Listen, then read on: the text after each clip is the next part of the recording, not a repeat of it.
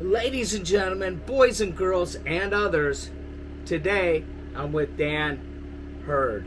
You might recognize Dan from one of my previous videos. I actually ran into him just north of Leggett at this Mystery Hill or Curiosity Hill place. Well, you might have seen the video.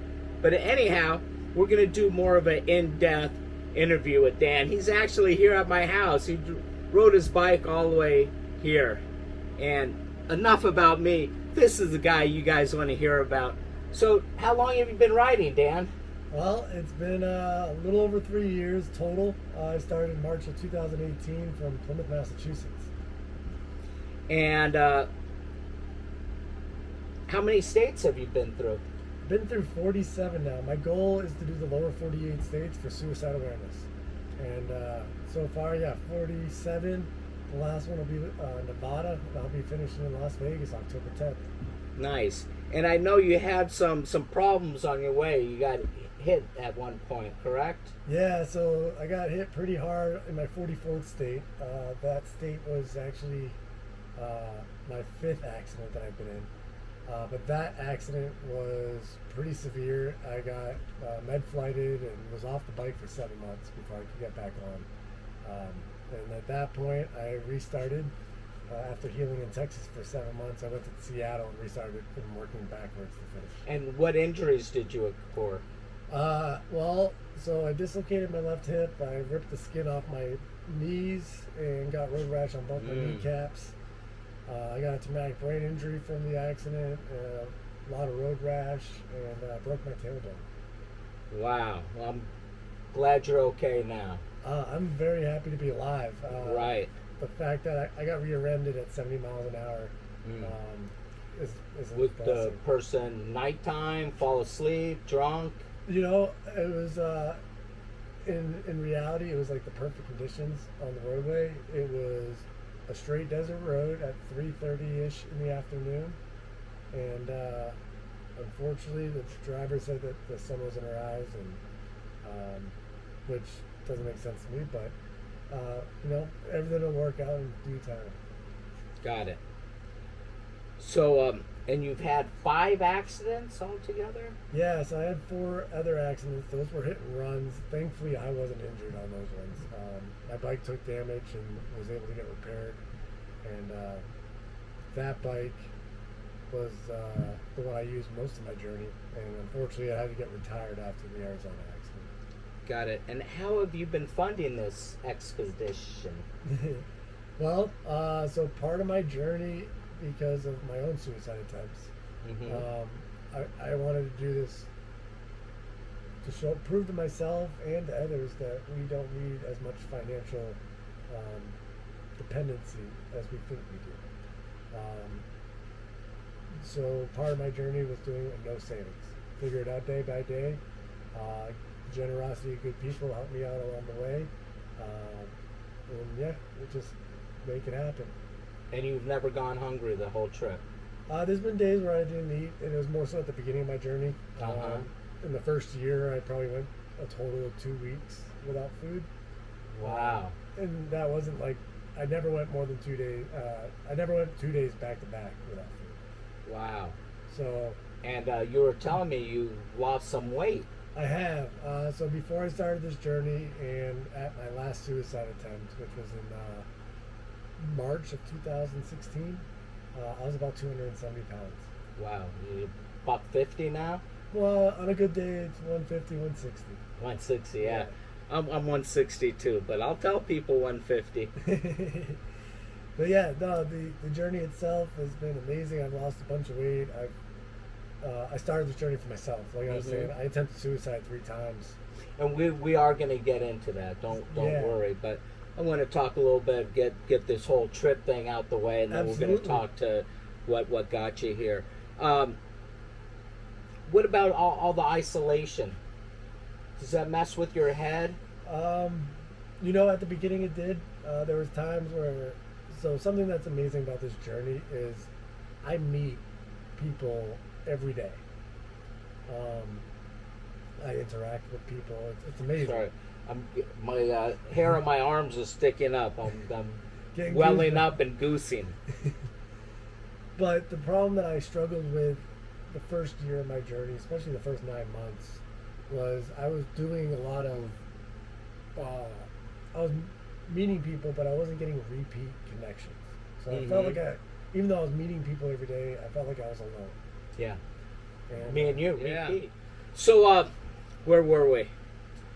We're talking about what got you here, and I looked you up on the internet, and I saw that you do a lot of mining for gold. It's a totally different Dan Hurd. That's the first thing I saw, but you know how to find him now.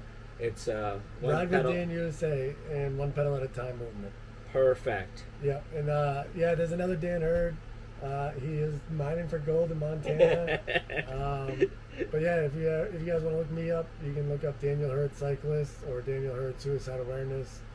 Or Ride with Dan USA. So I did see that you had some abuse in your life, and which made you, I assume, want to have these suicide attempts. And I had abuse too, and it made me want to self-medicate with drugs and alcohol, and potentially kill myself as well, just slower. Yeah. So do you feel comfortable talking about the abuse in your life? Yeah, a little Okay. bit. So I was physically, sexually, mentally abused by multiple people in my family. Unfortunately, they all did different things, so it just kind of piled up. But it was 3 different people for that, and then on top of that, I was given drugs as a kid and alcohol, and just wasn't around. And from what ages did this happen? So the abuses started as far back as I can remember, about 4 or 5 years old. Yeah. The drugs and alcohol started at 7, and as I got older, I got into worse things. And then my first suicide attempt was before I was 18 years old. That one was due to a lot of the trauma from childhood, but course. also the fear of the future, not knowing where I was going to go or what I was going to do. I was about to turn 18, and I was in the foster care system, so I was really nervous about it. And being in the foster care system, was that a result of saying something about the abuse? So it was actually not directly for my abuse. It was because of a different scenario that happened, and at the time I was young and afraid, and I'm pretty sure that people knew something happened, but I was just not willing to stick up for myself, I guess, because I was afraid of saying something and it backfired on me, I guess. Which is unfortunately, I feel like a lot of the kids that are going through suffering issue. Yeah. I can relate to that. Similar experiences. Just not family members and threats and mental abuse. So I understand all that, and we talked off camera a little bit about talking about it. You don't feel comfortable talking about how you attempted? Well, it's more so like I have no problem sharing it, but people that are watching, I'm more concerned about, because you don't want to give them any I don't want to ideas. give them ideas, or people that have gone through similar situations that have attempted. It may bring flashbacks to them about hearing somebody else's details.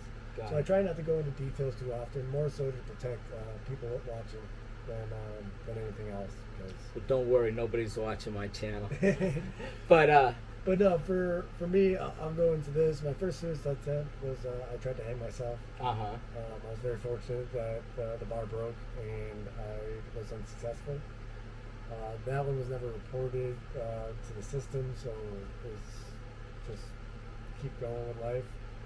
I was fortunate to be able to join the military, did the Navy, and did that for 4 years. Loved it. Didn't think about suicide in that sense. Were you doing a lot of drinking in the military? I did a lot of drinking, yeah. And common thing. I think that is, yeah. Yeah. So yeah, for me it was the mix of being busy all the time in the Navy was great. When I got out, I realized I had an alcohol problem. I quit drinking alcohol. Mm-hmm. Oh, great. In March. And did you learn? Sorry to interrupt again. But skill in the military? Yeah, so I was a diesel engineer by trade, but I did firefighting and other different jobs as well. And I loved it. I enjoyed the work that I did. We need a lot of firefighters right now. It's crazy what's going on in our state, our world. We're not going to get into that. We're going to get back to focusing on you. So thank God that you're not very good at committing suicide. No. So after I got out, I started dealing with struggles from the military. The childhood traumas actually started surfacing because I started getting sober, and a lot of the issues that I never even realized I had started surfacing. And so my second suicide attempt, I was on a psychosis from cocaine. And so the sobriety thing didn't stick. I stuck with alcohol. So I didn't think I'm like those early sobriety guys. You hear that, kids? Alcohol's bad, but cocaine's okay. Sorry, you know me. I like to goof around. That's kind of one of my defense mechanism. When things are rough, I inject levity because it just seems to ease things for me. And it does. And I think that's something that we all have to have a balance of. Is being serious, but also having that fun moments. And for me, I was 23 years old when I got sober from alcohol. Mm-hmm. And sorry to interrupt again, but once again, very common thing. You take away the thing you've been using to self-medicate, and you're stuck with all those feelings. Yep. And if you're not working on them, suicide does seem like a good option. Yes. So it happens a lot in the community that I'm in. Absolutely. Unfortunately, it happens far too often every day. But yeah, so the first sobriety I had was just for alcohol. I didn't think I had a problem with drugs. And then it was about 4 years later I got sober, other than cannabis, which has been a thing for me for medical purposes when I had my medical card. So, but yeah, other than those things, I struggled with it. I thought, I feel like a lot of younger people, when they start doing the sobriety thing, they're like, I don't have a problem with smoking weed or doing other drugs. My only issue is alcohol. Yeah, no, it's another common thing that people think that it's okay. And for some people it is. I have no opinion.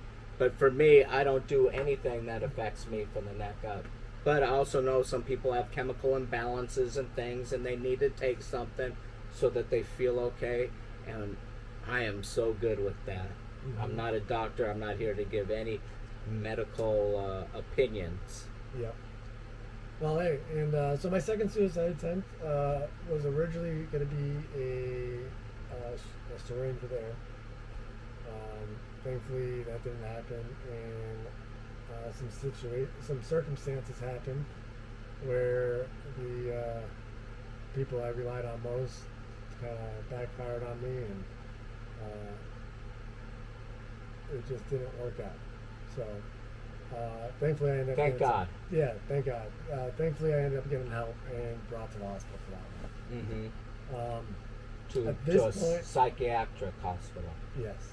And did they put you on any meds? Yeah, I got put on meds. I don't remember the names of them. Yeah, that doesn't matter. But, and are you currently on any antidepressants other than you do cannabis? Just cannabis every once in a while, and more so at night, just kind of help me relax at the end of the day and kind of get me ready for bed. But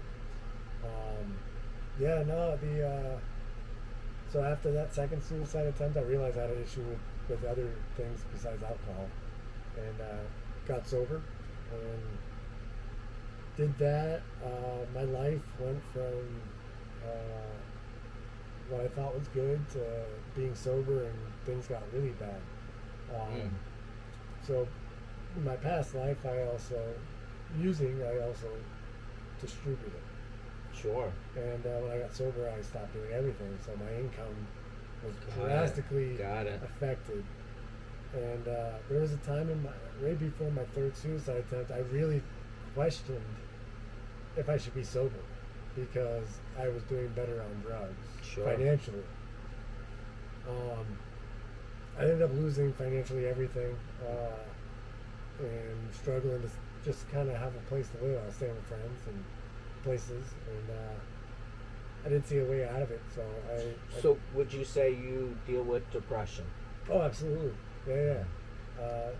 I don't feel like I'm still a human being. I still deal with it, but I've learned how to cope with it better than I've ever had. So me, my drinking and drugging was horrific.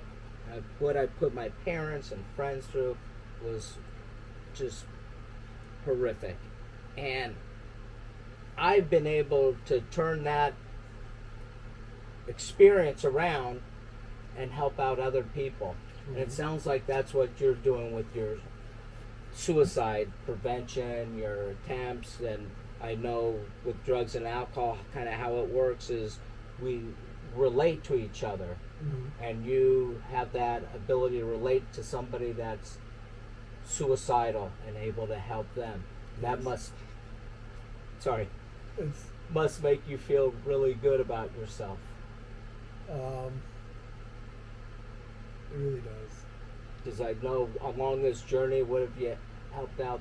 38 people, was it? 138 people. No, so yesterday actually I did my 81st intervention. 81st, sorry. I'm not good with the numbers. They told me there'd be no math here. But no, I'm very fortunate that people can find me to be a good ear to listen, or a good person to talk to, and help get them to a safe point. And there's been so many of them that I just... And this might be a little weird, but do you feel like any connection with God and spirituality, God working through you to help them? 100%. Oh, good. I don't want to get creepy there. No, but, 100%. So I accepted faith on my journey. For me, I accepted Christ. Yeah. And I wasn't a believer of religions. Well, it was a good question then. Yeah. I thought, that's going to be weird here. No, when I started my journey, I was like, I'm not going to say I didn't believe in Jesus. I believe Jesus was a human being and he was a real person. He's referenced in multiple writings. Well, maybe I'm right. It is getting weird here. I'm just joking. But for me, I just never, for a long time, I was like, yeah, he's real, but he's just not my real. So God's working through you to help to save people's lives. Absolutely. And that's the point I was getting at. He brought me to faith, and it's made it so that even on the days where I struggle to realize that things will be okay, when I finally remember that everything will be okay because faith, I have to have faith, it really does. Everything works out as long as you believe in it. Yeah.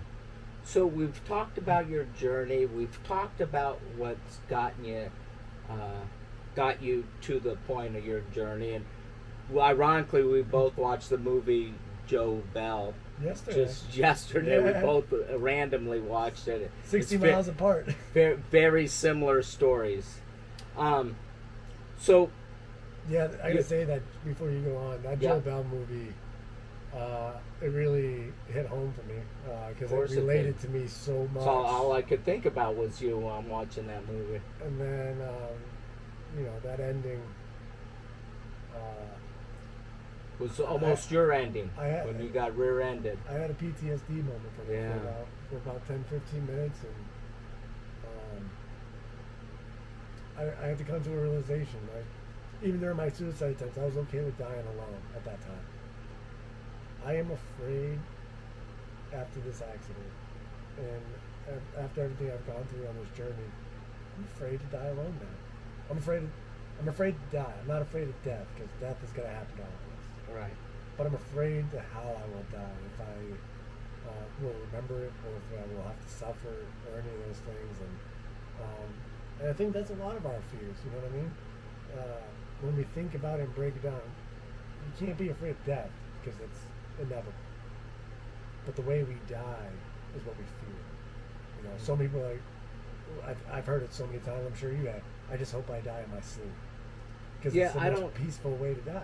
Yeah, I don't really think about it. What I think about is that I almost died, and that any day above ground's a good day. I do that as well. And I'm doing pretty good for a dead guy. You know, it's better to be seen than viewed. And, you know, seconds and inches from death for me and for you. Yeah. And I just appreciate every day that I have above ground. And they're all bonus years, and if it ends tomorrow, I've gotten a lot of bonus years on the planet. And I love my life, and I love meeting people like you. I just drove my van up the coast, and I'm at this weird place, and I see Dan here, and we connect, and, you know, he was talking about connecting, and that's, you know. It was almost instant as soon as I I'm like, what's up with this guy? He's like, what's up with that guy? And there are no coincidences, and, you know, I hope you're my friend for life, and, Absolutely. You know, after Dan makes his mission, and which is almost there. Less than 60 days from this point. He's planning on buying some property and building this starship house. What is Earth it? home. Earth home. Sorry. Yeah, so, why did I get a starship in there? It's close enough. Starship, Earthship. Yeah, there's a ship, but it's not in the water. But it's like self-contained. It's going to be a really amazing project once I can get it going. And so hopefully in the future we'll see more about Dan and his Earth ship house, and when he finishes bike, man, that's just awesome what you did. And I know you are going to inspire so many people. You inspired me, and I love you. I'm so psyched that you're here with me, and that you're going to stay overnight, and you're always welcome here. Thank you. And you guys, you know, we're just trying to bring awareness. You know, he's not trying, he's doing. Yeah. And one thing I definitely want to share with anybody that's watching right now, if anybody's interested in taking a online 60 to 90 minute course to get some understanding of how to handle a situation when somebody's in a crisis, we have a program called START, and you can check it out at start.opapmovement.com. If you guys pay for yourself, thank you. If you guys can't afford it but you're interested in taking this course, then you can contact me and email me at opaatm@gmail.com and put in the subject line "Start Help." All I need from you for that is your first and last name, and you're already emailing me, so I'll have your email. So if you guys are interested, please start today. Awesome. I don't know much about the subject, but this is what I know: is suicide is a permanent solution to a temporary problem. Whatever you're going through, you can make it through the other end. And thank you guys all for watching. Thank you, Dan, for being here. And that's a wrap. Thank and you. You know how we ended here with hug it out, of course. Bro. And with the hug, we're gonna give you a cowbunga and a hand to the lens. Wait, that's not the lens. I got a new camera. It's the Pocket 2 Electric Boogaloo, and here's the hand. Bam!